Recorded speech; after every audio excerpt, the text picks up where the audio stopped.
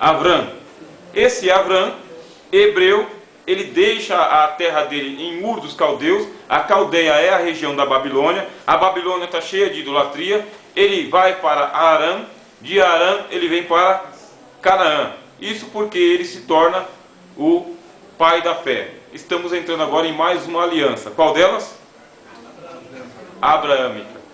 Agora a aliança abraâmica. Qual é o termo da aliança abraâmica? Sai da tua terra e da tua parentela para a terra que eu te mostrarei. Farei de ti pai de uma nação. Esses são os termos da aliança. Abraão, ele cumpre a parte dele da aliança. Qual que é a parte da aliança? Ele sai da terra da parentela e ele vai para a terra que Deus estabelece ele. Pronto, está cumprida a parte da promessa. Essas alianças, elas são pactos e elas são bilaterais. Lá na aliança edênica, na aliança adâmica, bilateral. Deus faz a parte dele, Adão a parte dele. Quando Adão quebra, Deus tem que colocar uma sanção, puniu. Na aliança noética, Noé cumpriu, por isso ela não foi quebrada. É uma aliança que permanece até hoje. Noé cumpriu, Deus, ele fez a arca, populou a terra, sujeitou, Deus colocou o arco. Essa aliança está de pé até hoje, a aliança noética. E a aliança abrâmica também está de pé, porque Abraão cumpriu a parte dele. Ele foi justificado pela fé. Você vai ver Abraão no capítulo 12, 13, 14, toma Agar, tem um filho, depois, quando é velho, ele tem outro filho que é o Isaac. Desse Isaac nasce Jacó, de Jacó nascem 12 homens e uma mulher. Essa mulher a gente até esquece o nome dela. Por que a gente esquece o nome dela? Porque na cultura do Antigo Testamento, o nome da mulher só aparece quando acontece alguma coisa com ela. Se ela se sobressair. Porque do contrário, na cultura oriental, mais na cultura bíblica oriental, a mulher ela é um ser de segunda classe, segunda categoria. Foi ela a culpada do pecado entrar no mundo. Por ela ter sido culpada, desde o Gênesis ela vem sendo estigmatizada. Só sobressai mesmo aquela mulher que ela é uma princesa, uma rainha, uma senhora. Do contrário, o nome dela não vai ser citado. Jacó ele tem os seus 12 filhos. Os 12 filhos fazem uma tramóia, né? Os 10 filhos, né? Fazem uma tramóia, levam José para o Egito. O José é levado para o Egito e lá no Egito José acaba se tornando governador. Termina assim a família de Jacó descendo para o Egito. Primeiro livro das alianças. Vamos para o segundo livro, livro do Êxodo. Livro do Êxodo significa saída, em grego, saída. Ali vai mostrar como que Deus ele chama Moisés. Moisés é da tribo de Levi. Deus vai fazer um trabalho sacerdotal agora. Escolhe Moisés da tribo de Levi. Moisés passa por aquele processo que nós vimos, vai parar nas tendas de Jetro. Das tendas de Jetro ele volta para o Egito. Lá Deus faz grandes milagres através dele, liberta uma nação. Só o exército de Israel é um exército de 600 mil homens. Se você se tornar um crítico textual, você vai dizer impossível. O exército brasileiro não conta com 200 mil homens. E olha só o tamanho da nação do Brasil. 200 milhões de brasileiros para mais. Ou seja, é impossível que num país como o Egito, numa terra chamada Gósen, haja um contingente de homens de 600 mil soldados. Impossível, cientificamente improvável. Mais improvável ainda, cientificamente, é que o Egito tivesse um exército superior a esse. Por quê? Ele teria que ter um exército muito maior do que de 600 mil homens. Qualquer nação com um exército de 600 mil homens morando dentro de uma nação, ia alugar esses homens, armar esse exército, se levantar e tomar o Egito. Por isso que eu sou biblicista e eu convido os irmãos a serem biblicistas também. Porque a Bíblia diz e eu creio. Cientificamente improvável. Mas já era o temor de Faraó, era esse mesmo, quando manda matar, né? Que eles estavam se multiplicando. E outro, quando eu olho a multiplicação deles, quer dizer, Deus chama Abraão. Daí o povo da nação vai ser multiplicado no Egito. E debaixo do sofrimento. A única coisa que eles tinham de alegria era a noite. Era à noite. Era a noite, não tinha televisão. Era uma alegria só. Cada um tem 5 filhos. Era um sonho só. Ó, escravo sofrendo. Não tem gosto nenhum, nada. Senhor. É verdade. Isso aí é que nem fracasso do norte, né? Do norte. Não tinha televisão. Não, daí fala, tem 12 filhos lá. Meu pai tem 12 filhos, 10 morreram. Hoje tem famílias aí que tem. Eles cresceram no Egito. Cresceram, se multiplicaram. E o temor do faraó era esse mesmo, era que eles já estavam grandes. Só que eles não eram exército formado. Eles não eram exército formado. Era um monte de homens. Mas não eram aves para a batalha. Bom, quando Josué eles vão sair do Egito, aí diz que cada um estava organizado de acordo com a sua tribo e sua bandeira, e os seus generais. Mesmo que eles não tivessem aquela especialidade de exército de guerra, já era um contingente gigantesco. Esse é o primeiro problema. O segundo problema que você vai ter é que eles saíram do Egito, não se contou as mulheres e não se contou as crianças. E não se contou os simpatizantes, o vulgo, a população que saiu junto com eles. Essa população, se você tem 600 mil homens, vamos colocar aí que você vai ter pelo menos mais 1 milhão e 200 de mulheres. E que você vai ter pelo menos mais uns 4 milhões de crianças. E que você vai ter mais uns 3 milhões aí de vulgo. Ou seja, mais de 10 milhões de pessoas saíram do Egito, por causa da libertação que Deus provocou ali. 10 milhões de pessoas passando por dentro do Mar Vermelho, a pés enxutos, saindo do outro lado, numa madrugada só. O livro ele é todo fantástico, ele é todo extraordinário, ele é um livro de fé, não é um livro de ciência. Se for um livro de ciência e você aplicar o método científico, eles já vão desmantelar a tua fé rapidinho. Onde que nós vamos encontrar água para 10 milhões de pessoas? Saneamento básico. Pensa 10 milhões de pessoas com desinteria ou com vontade de ir ao banheiro. Saneamento básico. Alimentação, criança, gado. E ainda um contrapeso que eles levaram, que eles despojaram os egípcios das suas riquezas. 10 milhões de pessoas saindo em direção a Canaã é para colocar qualquer cidadezinha daquela lá apavorada. Aí vai a arqueologia e desenterra as cidades e descobre que as cidades eram cidades de 10 mil pessoas, 20 mil pessoas. E eles vão aplicar um método, está aí na apostila de vocês. Vocês leram aí, críticas. Crítica textual, crítica estilística, crítica das fontes, crítica histórica, crítica geográfica. Eles vão aplicar as críticas, vão dizer, não há condições de uma turma de quase 10 milhões de pessoas andar pelo deserto por tanto tempo. Os números estão exagerados. Exagerados. Não eram 600 mil soldados, não eram. Aí lá vai você. Bíblia de um lado, ciência do outro. E a tua fé? Vai para a balança. Você tem que ter a maturidade para saber, a tua fé está balançada, não balança dos outros. Se a tua fé está balançada, pede socorro. Pede socorro. Porque a Bíblia ela é exigente, ela filtra a gente, ela filtra. A partir do momento que você começa a criticar a Bíblia, ela mesmo se fecha para você, ela se torna um livro fechado. Ela deixa de ser a palavra de Deus e ela se torna um livro de literatura comum. Quando Moisés sai, Paulo... No original você sabe quando é esse número mesmo? No original?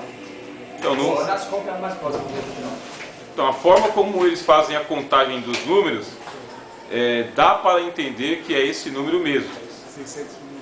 Eu já vi alguém falando que acrescentar com Moisés foi um erro de zero, né? Que eles dizem que é um estilo da antiguidade de exagerar os feitos, né? Ou então houve erro de copista. Vão arrebentar com tudo. Se houve erro de copista ou se não houve erro de copista, como chegou a nós? Chegou assim, é o que importa. Isso é importante. E outra coisa, aumenta mais a nossa fé porque Deus não dependeu dos 600 mil soldados para vencer os exércitos de Faraó. Ele usou um cajado. Um cajado e um profeta de 80 anos de idade. É isso que alimenta a nossa fé em Cristo, a nossa fé. Esse é o livro da fé. Eles estão ali, saem do Mar Vermelho, eles andam, eles vão até o monte. Quando chega no monte acontece o inusitado. Esse inusitado é que Deus desce sobre o Monte Sinai. Descendo sobre o Monte Sinai, junto com os anjos, entrega a Moisés as tábuas da aliança. As tábuas da aliança, onde são contidos apenas os 10 mandamentos. E você vai lendo todo o livro de Êxodo, o que é que Moisés ficou fazendo lá em cima do monte. Deus mostrou para ele aquilo que ele mostrou para João em Apocalipse. Você está em Êxodo ainda. Você está em 1500 a.C. O Apocalipse está lá em 100 depois de Cristo. Aquilo que João viu, Moisés viu no monte. João ele foi levado para o céu e Moisés foi levado ao Monte Sinai. Lá ele viu o tabernáculo celestial. O tabernáculo não é o templo de Salomão. Vocês marquem bem isso aí na teologia de vocês. O templo de Salomão é uma arquitetura e o tabernáculo é outra. Cristo não se compara ao templo de Salomão. Quando Cristo se compara ao templo, ele se compara ao templo de Herodes, que é outro templo, não é o templo de Salomão. Vocês vão entender isso depois. Ele se compara ao templo de Herodes. Mas o autor aos Hebreus, quando está escrevendo, não compara Cristo ao templo de Salomão. Compara Cristo ao tabernáculo de Moisés. E tem diferença. Tem diferença. Porque o tabernáculo ele está nos céus. O templo de Salomão não. O templo de Salomão não é de inspiração mosaica ou divina.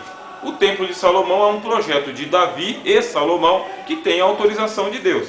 Agora, o templo que Moisés viu no monte é um tabernáculo celestial. E Deus ordenou: você vai fazer a réplica desse tabernáculo lá embaixo. Para isso eu estou separando a tribo de Levi, a tua tribo, e na tua tribo eu vou colocar o sacerdócio, e o sacerdócio vai levar o templo nas costas. Deus vai dar uma lição com isso daí, dizendo o seguinte: eu também sou peregrino, eu também sou estrangeiro, eu não sou estático, parado. Eu sou um Deus peregrino, um Deus que anda com o meu povo. Aonde o meu povo vai, eu vou com ele, e onde eu vou, o meu povo vai comigo. Nós andamos pela terra. Esse é o significado do tabernáculo. Já o templo não acontece isso. O templo ele é estático, imóvel.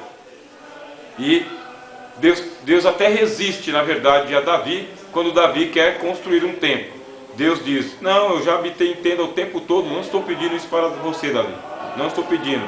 Tanto é que depois que o templo é construído, e ele é destruído depois, ele é destruído justamente por causa da prevaricação dos sacerdotes e de toda a nação. É o livro de Êxodo. No meio do caminho você vê que o pessoal faz o bezerro de ouro. Bezerro de ouro é a idolatria perene na nação de Israel. O que leva a gente para o livro de Números. No livro de Números, 8h30 a gente para, tá bem? No livro de Números, por que é chamado de livro de Números?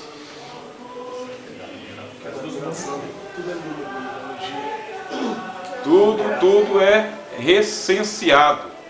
Quando eles param ali na península do Sinai, quando eles vão começar as peregrinações deles, aí Moisés conta os exércitos. Aquela contagem que a gente tem lá de 600.000 homens, que está no livro de Êxodo, ela não foi feita lá no Egito. Ela foi feita na península do Sinai, no pé do Monte Sinai. Depois que Moisés sobe para o monte, que ele desce, que ele destrói as tábuas, que ele sobe de novo, que ele desce, aí eles passam um tempo ali. Esse tempo é o tempo que ele faz os recenseamentos, a enumeração. Ele quer saber de quem que você é filho, de quem que você é origem. Cada um se identifica com as suas tribos, suas bandeiras, seus estandartes. Vamos construir um tabernáculo. Tem uma turma que tem que ficar para o norte do tabernáculo, outro para o leste, outro para o sul e outro em frente. Nós vamos distribuir as tribos de Israel em volta do tabernáculo. E por isso ele faz o recenseamento. Ele precisa saber de quem que é filho de quem. Aí é a hora que aparecem as tábuas genealógicas. As tábuas genealógicas, você abre o livro de Números e ele fala: essas são as gerações. Aí quem é filho de quem? E as tábuas genealógicas é um trabalho demorado, lento, chato, monótono, porque o camarada ele lembra até a quarta, quinta geração. Como é que ele vai dizer que ele é filho de Levi, ou ele é filho de Issacar, ou Zabulon, ou Judá? Ele tem que lembrar. E o detalhe é que os hebreus eles têm boa memória, porque eles mantêm uma tradição oral. Eles sabem contar as próprias histórias. Isso é muito bom a gente sabermos, por causa que a Bíblia, ela é um livro que ela foi escrito inspirado por Deus. Inspirado por Deus, mas houve um labor humano. E neste labor humano, a memória ajudou muito. Porque é uma história que foi confirmada de judeu para judeu, ou de hebreu para hebreu. Não existem fatos ali aleatórios e inventados por Moisés. Pergunta. Não, só para voltar lá do saneamento, você falou, o cara vem. Não, é o saneamento mesmo. Já passando, só para pegar a escrito, você falou que tem gente que levanta argumento assim, o exército, como que ele teria saneamento, né? Só que em Levítico já foi dado também ali do saneamento. Né? Tem sim, quando a gente chega em Levítico, como que era para ser tratado, tudo isso aí. Por que o povo também não morreu, não ficou doente? Por causa do saneamento básico que tinha já nas leis, na caminhada deles. A mulher, quando estava nos dias dela, era separada, as fezes tinham um lugar certo, assim, entendeu? Porque se alguém um dia argumentar com um de nós aqui, as escrituras mostram lá, que mesmo na caminhada já tinham as leis. Eles tomaram esse cuidado também. Tomaram esse cuidado. O crítico ele vai dizer o seguinte, por mais que o povo de São Paulo, que é um povo alfabetizado, civilizado, que não vive como nômade, eles, na época do carnaval, eles fazem qualquer poste. Daí você quer falar para ele. Como que aquele pessoal lá no deserto? Tá lá. Então a lei tinha lá, então lá tinha um ensinamento, né? O triste é que o crítico ele sempre está assim muito preparado para contra-argumentar. Aí você pega esse argumento, ele já vai montar um outro. Tudo bem, isso funciona para 5.000 pessoas, 6.000 pessoas, mas você está me dizendo que 10 milhões de pessoas? Aí ele vai. Você pensa que lá é Brasil? Então, você fala de judeu. Judeu, né? E o licenciamento também aí. Eu acho Recenseamento. Recenseamento. Licenciamento aqui no Suma importante. Aricanduva. Suma importante isso aí. Recenseamento. Historicidade. Sim. Confirma a historicidade. Sim, sim. Porque nós não damos valor. E a gente passa por cima. Parte da Bíblia, se não fosse para tirar essas folhas, nós tiraríamos. Passa por cima. E quando já descarga, só que ali está falando da história, está comprovando que realmente existiu esse povo que tinha lugar. Existiu esse povo e os nomes deles, eles sabiam quem eles eram e de onde eles tinham vindo. O que você vai encontrar no livro dos Números? As peregrinações deles. Porque é justamente aí que você vai ter as rebeliões de Corá, Datã e Abirão. Você vai ter a sedição de Miriam. A irmã de Moisés, se levantando contra ele por causa que ele estava casado com uma etíope, uma cuxita. A gente não sabe se Moisés tinha uma segunda esposa ou se a cuxita era a Zípora. Eu sou dessa teoria também, eu sou desse ponto de vista que a cuxita é a Zípora. A mesma mulher que é a filha de Jetro e que Moisés ele casou-se com uma só mulher. Uma só mulher. Ele não teve uma segunda mulher. Esse é o ponto de vista que eu defendo, mesmo por causa que os midianitas, eles eram de cor queimada pelo sol. Queimada pelo sol. Eles eram como que cuxitas mesmo, escuros. Mas alguns críticos, ou outros vão falar, não, o casamento com duas mulheres era muito natural. Esse fato não foi detalhado na Bíblia, mas é uma especulação. E outra orientação que eu passo para os irmãos é cuidado com especulação. Especulação é sua, não é da Bíblia, é sua. Você entrou lá e o texto falou com você, o texto. Fica com o texto. E se você estiver explicando, você fala, não está escrito, irmão. Eu acho. É meu ponto de vista. Para você dar liberdade para as outras pessoas te questionarem. Senão você vai pensar que você é o Papa, infalível. Aí o Papa, até ele sabe que ele não é infalível. Por isso, nós não precisamos de papas evangélicos, papas pentecostais. Falei e está falado. Fala, Anderson. A arqueologia é uma ciência, ela pode provar alguma coisa na sua opinião assim, em relação à Bíblia, alguma coisa parecida assim. E dois, na genealogia, né? Alguém já pregou, fez alguma pregação em cima só de genealogia? De genealogia? Eu já preguei. Já preguei baseado em genealogia. Está diante de um doido. A genealogia de Jesus dá para pregar tranquilo, por causa que a genealogia de Jesus ela dá mostras de que Cristo ele tem sangue de gentios no sangue dele. Pegar aquele monte de nome lá e pregar em cima daqueles nomes. Dá para pregar em cima daqueles nomes, dá para contar a história. dá para tirar doutrina. E na teologia lá da ciência? Quando eu tinha 1 ano e meio de fé, 1 ano e meio, eu peguei toda a genealogia do Gênesis e eu mesmo fiz a contagem pessoalmente de quanto que dava cada ano ali para mim poder chegar e saber quando que aconteceu o dilúvio. Isso 1 ano e meio de fé. E eu passei acho que quase mais de 1 ano, irmão, só estudando genealogia, sozinho, só genealogia. Passava horas e horas em genealogia. Pentateuco vem mostrando decrescente, né? Decrescente? Ele é de 1500 para cá. Vem caindo. Isso. E agora vem aumentando, né? Agora depois de Cristo vem aumentando. Ok, irmãos? Então nós vamos aqui até o livro de Números. Agora nós vamos para um coffee break.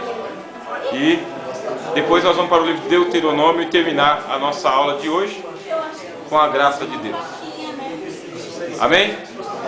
Deus abençoe.